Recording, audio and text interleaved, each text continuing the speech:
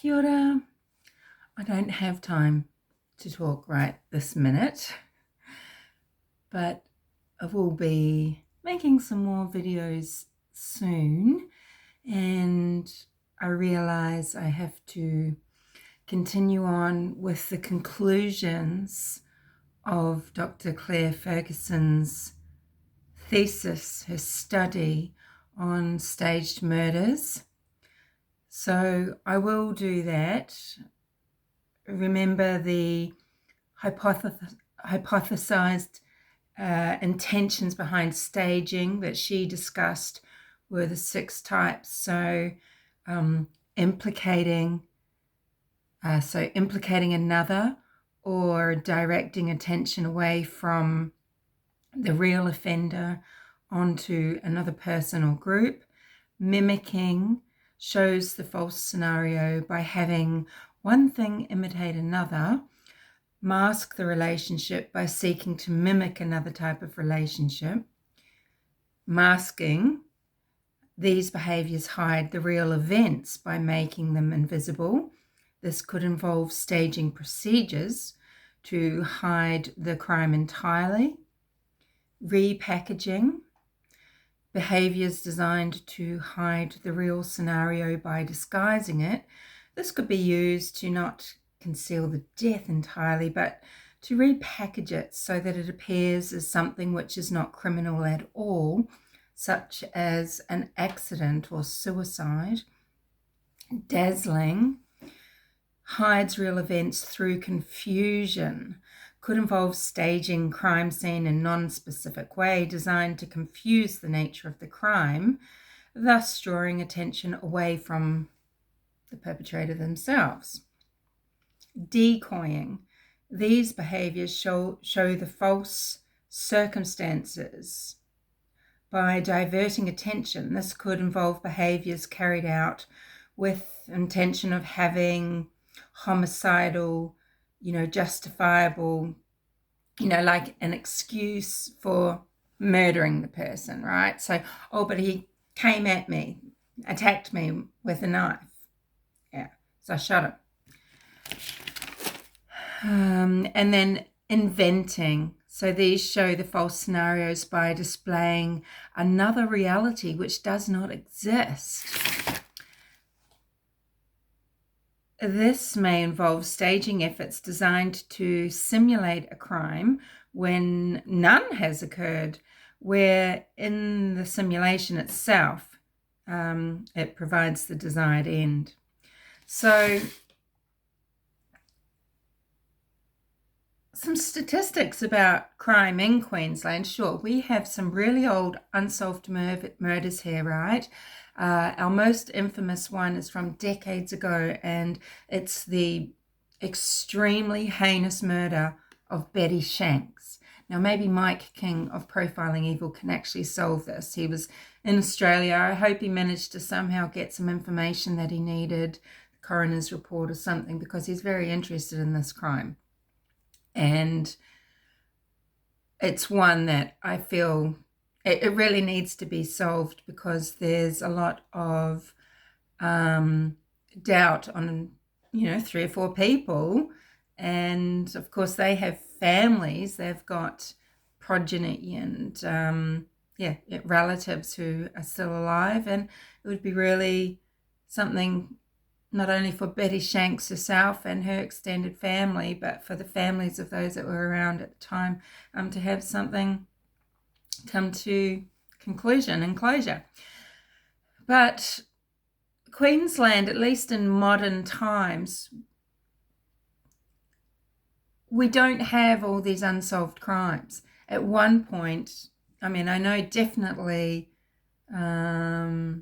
recently, probably just before the pandemic, there was 0, crimes as they occurred. These murders happened, 100% solve rate. Okay. And we have women like Dr. Claire Ferguson and other, forensic criminologists, other specialists working in the state, helping solve these murders. And what I like about the study, I think everything has its place, of course, but I think number one, it's police work that allows crimes to be solved. Everything just being done in a very thorough way, and not with any tunnel vision. Just collect every single item of fact. So this includes, yes, just ensuring that they do know where Derek German was at the time. What home did he go and photograph? When were those photographs taken? All of those things are ticked off, okay?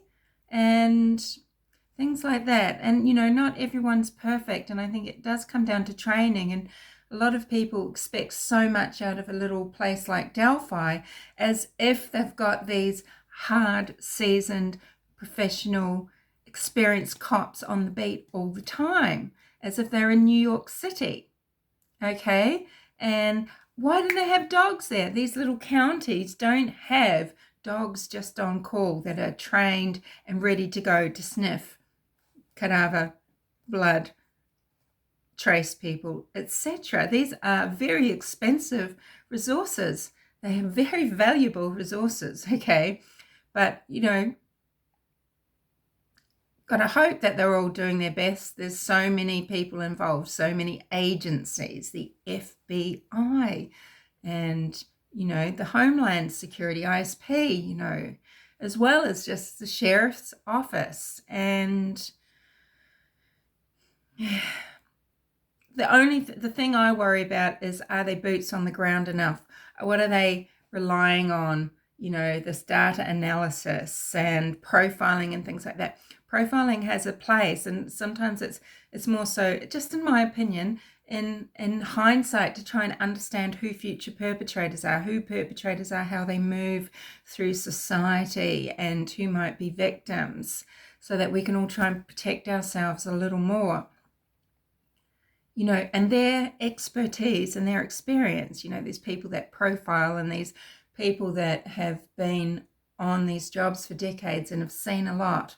It is invaluable, but they're not always right, because they come from their own place of bias.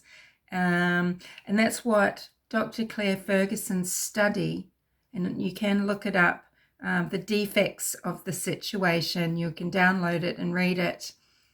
And, she said what statistics show what all these crimes, it was a large enough group of crimes. Sure, it might not have been maybe the heinous enough crimes, but crimes where known staging took place, and it showed something other than things that we often hear from profilers. That they couldn't pick what the most staged crimes were, for example, which are burglaries. And yeah, it's, so I just feel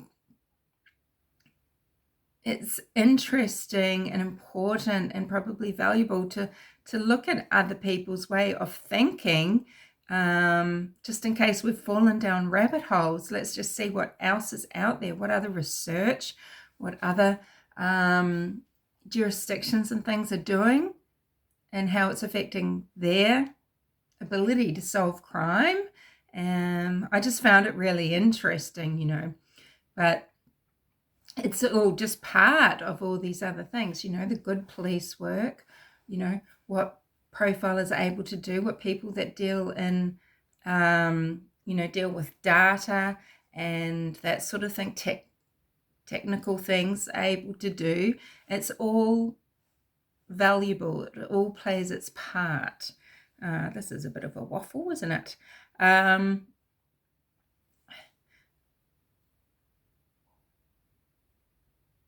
Fire is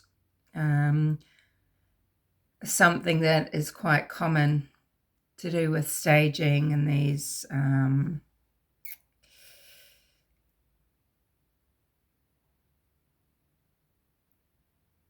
these types of crimes. That was quite interesting.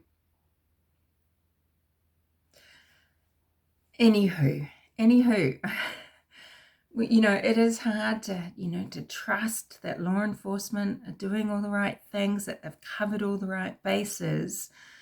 But is it Riley or Carter? I think Carter, you want to know what we know. We want to know what they know. We want to know what they've done. I just feel like, are they out there knocking on enough doors over and over again? Because we often find in retrospect, people quite close still don't know a crime has gone on, what they're looking for. It could be people up the street. A YouTuber, Alex Erickson, was told by someone very close to the Ben Hell property, this is to do with the Summer Wells case, when she visited Tennessee, no one's knocked on my door. Police need to be boots on the ground. We talk about boots on the ground. This is what the police need to do. It's, I believe in that type of footwork, that gumshoe detective work, knocking on doors again, going back to places, double checking, triple checking. Don't just, okay, not quite, yeah, no one was there and forget to go back. People need to be seen over and over again, and I think that sort of legwork, I don't know, that's the sort of legwork that might turn up an actual sighting of something, or something very scary. What's also very frustrating and very aggravating to do with the Delphi murders is surrounding Keegan Kline, how he was left alone for 3 whole years. And,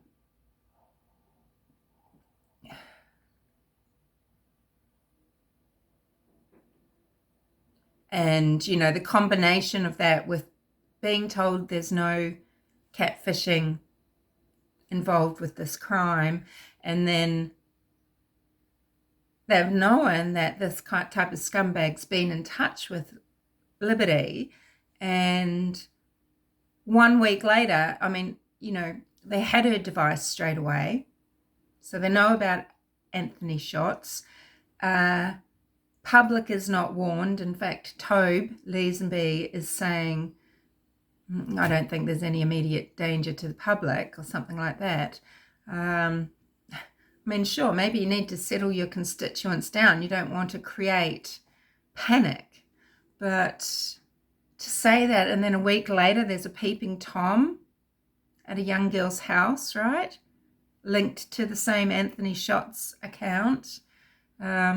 Seems like a totally different MO to go to someone's place, to put yourself at their house, rather than luring someone away to a very isolated area.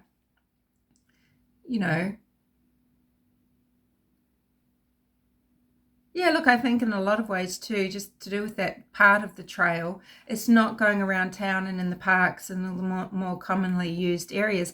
It's a trail that leads right out to this isolated area. It draws people out of town. And I think Rowan Logan had it quite right in some regard, where, yeah, that was asking for trouble, the way that was positioned and, how can I say, designed nearly, because it's, it siphons people out, from a town. It's not like, I'm not describing this very well. I know what I mean when I think of isolated areas around that people just go and visit, as opposed to somewhere where a little town has a place that is siphoned out into the middle of nowhere just to draw people out. I don't know. It is kind of like a trap. I think he's right. And it did attract people that partied down there and things like that. So maybe it was some sort of accident waiting to happen, at least for something like an SA, perhaps, that sort of thing, apart from, just illegal activity of drug use. Anyway, I'm just rambling on. I don't know why. I just wanted to check in with you, I guess. Sorry I haven't been making making any content. Not that that's what I do. Just sometimes I just don't have the muse, or I'm just not feeling energetic enough, I guess. It's hard to be in the right frame of mind sometimes, and I'm still following along, obviously, though, of cases, and I'm still very interested in them, but it's just I haven't, you've got to have that inspiration and that muse, and for my mood also to not be so down. Yeah. Anywho, I really have to run, probably literally now, so I'll speak to you soon. If there's any of the cases that we've been covering here that you've got any thoughts on, or would like an update from me on for any reason, like what I'm thinking about, things that are happening, surrounding things, you can let me know.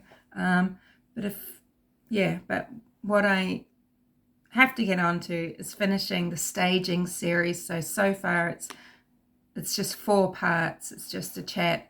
Not doing justice, please. I don't want to sound like I think I have represented Claire Ferguson's work faithfully. I know I haven't, because it's just a very basic, skim through. Let's talk about the outline, the basics here of what her study showed for staging. So this is a person who's Canadian. She's an academic, and she's